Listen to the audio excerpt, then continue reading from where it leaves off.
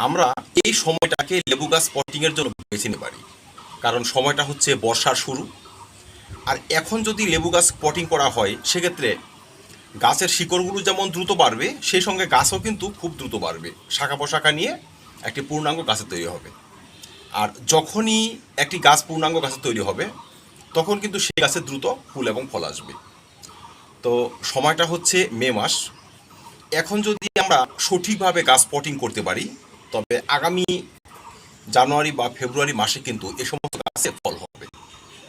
তো আজকের এই ভিডিও দেখাবো লেবু গাছ আমরা কিভাবে পটিং করব, তার মিডিয়া কি হবে এবং কি টেকনিকে পটিং করলে আমাদের গাছ দ্রুত বাড়বে। লেবু গাছ পটিং করার জন্য যে উপকরণগুলো আমাদের প্রয়োজন এর মধ্যে একটি হচ্ছে গার্ডেন সয়েল। দর্শক, বেলে দোআঁশ মাটি, একদম প্লেন বেলে দোআঁশ মাটি নিয়ে নেবেন আপনারা। সেই সঙ্গে নিতে হবে পাথরের কুচি হোক, টব ভাঙা হোক বা মোটা দানার বালি হলেও হবে। যাই হোক, ধরুন আমি একটি এমন 10 ইঞ্চি টবে গাছটি যদি বসাই, সেক্ষেত্রে আমাকে এই টবের অর্ধেক থেকে একটু বেশি মানে 60% নিতে হবে গার্ডেন সয়েল। 60% গার্ডেন সয়েলের সঙ্গে আমি মিশাতে পারি 40% কম্পোস্ট বা খাবার। কম্পোস্ট হিসাবে আমি ব্যবহার করব গোবর সার। গোবর সার বলতে একদম ঝুরঝুরে গোবর, 2 বছর প্রায় পুরনো, মানে 1 বছর প্লাস পুরনো গোবর সার আপনারা ব্যবহার করতে পারবেন 40%। আর যে দু একটি উপকরণ আমাদের এখানে মিশাতে হবে এর মধ্যে আরেকটি হচ্ছে বোন ডাস্ট বা হাড়গুঁড়ো। আমরা যদি একটি এই 10 ইঞ্চি টবের জন্য খাবার তৈরি করি বা মাটি তৈরি করি, সেক্ষেত্রে আপনাকে বোন ডাস্ট দিতে হবে অন্ততপক্ষে 15 গ্রাম। আমার দুটো টব হবে, তাই আমি 30 গ্রাম ব্যবহার করব।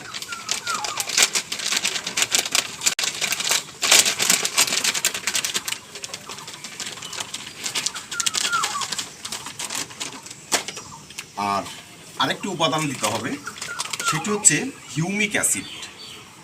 কারণ সামনে বর্ষা আসছে, তো তো টবের মাটিকে স্বাস্থ্যকর রাখার জন্য একটু হিউমিক অ্যাসিড দিলে খুব ভালো হয়। এতে মাটিও সুস্থ থাকবে, আমি যে গাছটি পটিং করব সেই গাছের যে শিকড়গুলো সেগুলো সুস্থ থাকবে। তো পটাশিয়াম হিউমেট অত বেশি দিতে হয় না, 2 টবের মধ্যে মাত্র 4 থেকে 5 গ্রাম দিলেই যথেষ্ট। আইডিয়া করে দিয়ে দেবে।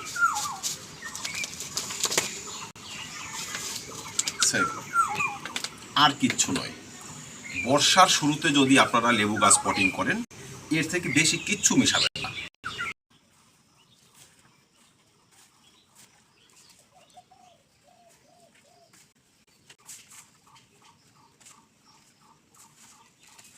আমার মাটি তৈরি কিন্তু হয়ে গেল। এবার আসুন টপ নির্বাচন করি। আমার যে গাছটি সেটি কিন্তু অনেকটা বড়, আমি গুটি কলমের চারা তৈরি করেছি, দেখতে পাচ্ছেন ভিডিওতে, সেটা আমি কেটে নিয়ে এসেছি। তো যাই হোক, যদি আপনাদের গাছ ছোট হয় সেক্ষেত্রে টপ নির্বাচন করবেন 8 থেকে 6 ইঞ্চি। আমার গাছ বড়, তাই আমি 10 ইঞ্চি টপ সিলেক্ট করলাম। এবার বর্ষাকালে যে পয়েন্টগুলো মাথায় রাখতে হবে সেগুলো হচ্ছে টবের ড্রেনেজ হোলগুলো যেন ভালো হয়, যেন কোনোভাবে টবের মাটিতে জল জমে না থাকতে পারে। যদি মাটিতে জল জমে সেক্ষেত্রে গাছের পাতা হলুদ হয়ে যাবে, গাছের ডাইব্যাক চলে আসবে, শিকড়ে সংক্রমণ আসবে। তাই টবের ফুটোগুলো একটু বড় বড় করে নেবেন। তো আমি যথেষ্ট বড় করে নিয়েছি 2টো ফুটো। এবার প্রথমে যে উপাদান দিতে হবে সেটি হচ্ছে আপনাকে খোলামকুচি দিতে হবে এবং গুঁড়ো পাথর বা মোটা দানার বালি দিতে হবে। প্রথমে আমি এই পাথরের টুকরোগুলো দিয়ে টবের ড্রেনেজ হোলগুলো বন্ধ করে দিলাম। এবার দেব গুঁড়ো পাথর। যদি আপনাদের হাতে গুঁড়ো পাথর থাকে অবশ্যই দেবেন, যদি না থাকে মোটা দানার বালি দিয়ে দেবেন। মোটামুটি 1 ইঞ্চি 1.5 ইঞ্চি লেয়ার যদি করতে পারেন সেক্ষেত্রে আপনাদের টবে অ্যাসিড জল জমবেই না। আর যখন জল জমবে না তখন গাছও নষ্ট হবে না। প্রথমে অল্প মাটি দেব, এই মোটামুটি ধরুন 2 ইঞ্চি 2.5 ইঞ্চি দিলাম মাটি। এবার গাছটি বসিয়ে তারপর আবার মাটি দিতে পারবো। এই হচ্ছে আমার তৈরি করা লেবুর চারা। এটা হচ্ছে দার্জিলিং জায়েন্টের একটি চারা, আমি নিজেই তৈরি করেছি গুটি কলম করে। গ্রাফটিংও করা যায়, যাই হোক আমি গুটি কলম করেছি। দেখুন কত সুন্দর শিকড় এসেছে। এটি আমি করেছিলাম প্রায় 50 থেকে 60 দিন হবে, মানে 2 মাস আগে।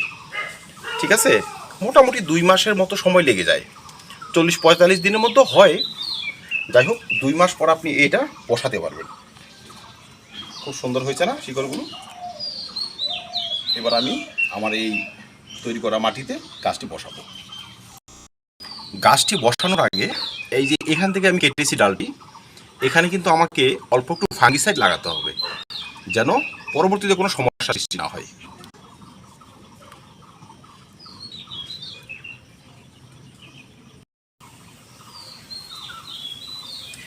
একদম টবের মাঝ বরাবর গাছটি বসালাম।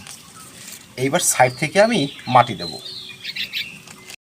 বহু ক্ষেত্রে আমরা টব ভরে মাটি দিয়ে দিই, তারপর সাইড থেকে মাটি খুঁড়ে গাছ বসাই। সেভাবে বসালে কিন্তু হবে না, এতে শিকড়ের সমস্যা আসে। তো আপনারা আগে গাছটি বসিয়ে নেবেন, তারপর সাইড দিয়ে ধীরে ধীরে মাটি দেবেন, যেন শিকড় অক্ষত থাকে। শিকড় যতটা সুস্থ, গাছ ঠিক ততটাই সুস্থ। আর যে গাছ বেশি সুস্থ, সেই গাছ দ্রুত ফুল এবং ফল নিয়ে আসবে। এটা কিন্তু স্বাভাবিক। হালকা চেপে চেপে মাটি দেবো আমি, যেহেতু গুটি কলম, শিকড় খুবই সেন্সিটিভ, নরম শিকড়, যেন কোনোভাবে শিকড় ক্ষতিগ্রস্ত না হয়।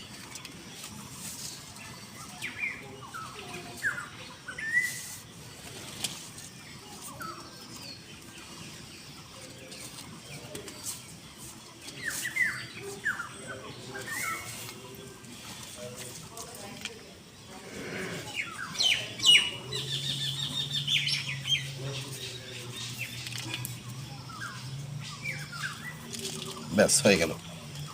আমার শাখাটি একটু বড়, বেশ ঝোপালো, অনেক পাতা টাতা রয়েছে। একদম নিচে থাকা পাতাগুলো কিন্তু আমি একটু ছেটে দিতে পারি, এতে গাছটা কিছুটা ভারমুক্ত থাকবে। কারণ শিকড় যেহেতু ছোট, তাই কিছু পাতা, মানে পরিণত পাতাগুলো যদি ছেটে দিই, সেক্ষেত্রে ভালো হবে।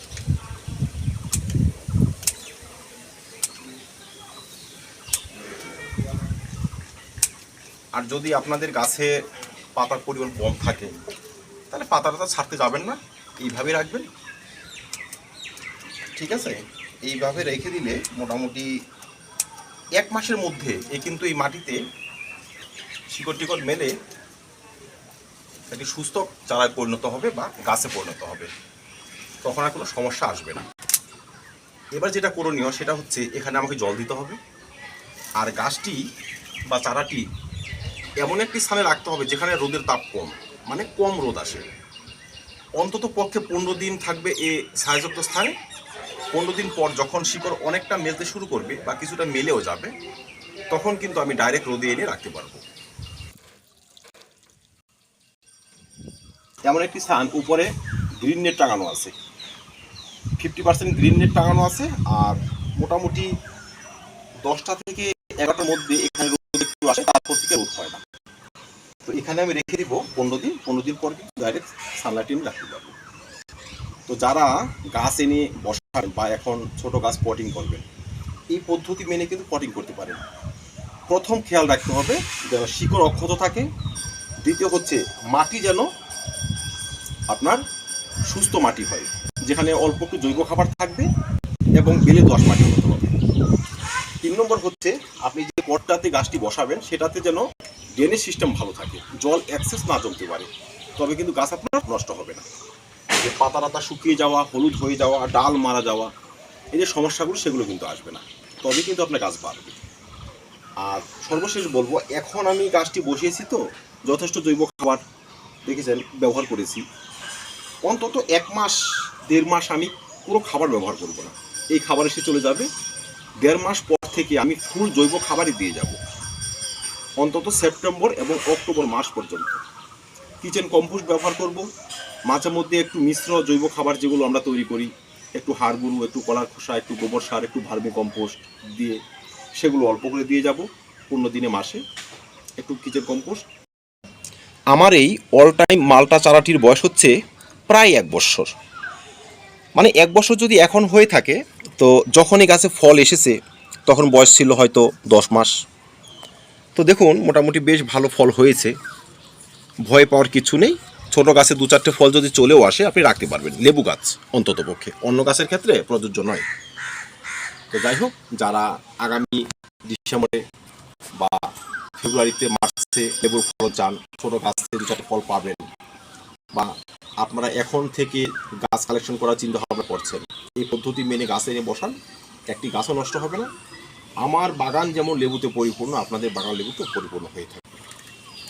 দেখতেই পাচ্ছেন আমার এই কমলা লেবুর গাছগুলো, এদিকে রয়েছে এই যে মোসাম্বির গাছগুলো, ফলে কিন্তু পরিপূর্ণ। তো দর্শক, পদ্ধতি একটাই, শুধু অ্যাপ্লাই করতে হবে, তবে আমাদের বাগান লেবুতে ভরে থাকবে।